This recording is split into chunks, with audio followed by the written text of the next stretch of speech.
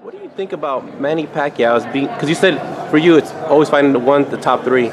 Does Manny still fit in the top three in the welterweight, or is he kind of a forgotten guy To now? me, he does, and that could be because he's someone I looked up to, someone that I've admired for a long time, someone that I went up against, and I think it could be a biased opinion of mine that I still consider him to be someone that is, even if he doesn't have that number 1, 2, or 3 behind his name, I consider him someone to be at the top of my division in the sport. Are guys still clamoring to fight him? I know before, like 2-3 years ago, when you asked the welterweight, who do you want to fight, Manny or Floyd? Yeah. Now, Floyd's gone, and Manny's on his way out. A lot of people are saying it's not Manny. I feel like I'm kind of replacing Manny now. I think, from a standpoint of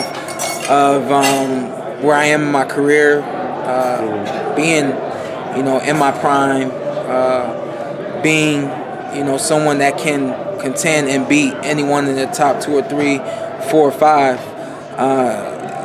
Those guys are moving out and those shoes are being filled. So, I'm filling Manny's shoes now. do you still look at him? I know for a while he had like an aura of invincibility. Could it be beat? Do you as a fighter still see Manny the same way, or is he just seems like a more beatable, bigger fight for you now, or you still see him as a?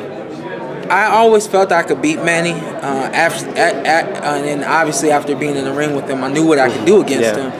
But even then, when the first time I sparred him, he fought Cotto, I felt like he was invincible. Second time I sparred him, he fought Shane Mosley, I felt like he was invincible. I think that invincibility has kind of gone away, but definitely, like you said, someone that you could beat, that has a name behind him. And not only that, he still has his entire country behind him.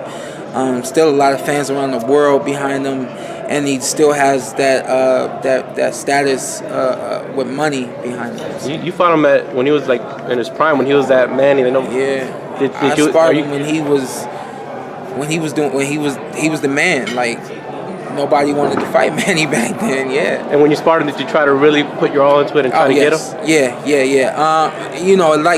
Like Coach Way here said behind me, when I spar, I'm always going 80, 85, 90%. Sometimes we reach that 100%, him and I, when we spar. A lot of people that saw spar, Ellie Setback here had the privilege of seeing us spar, and you saw nothing but fun, nothing but pizzazz, and just a lot of excitement and charisma from both corners in the ring. And I think I got a real test of what I could do in the ring. I didn't get a test of someone, going 60%, 50% because it's sparring. I really made him raise his levels. But that's why now he won't fight you.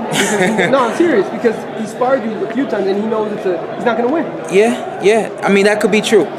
Knowing what we did way back then, him being honest with himself, knowing that he doesn't have everything that he had back then, and also knowing that I'm coming into my prime. So, that could be why he doesn't want to fight me.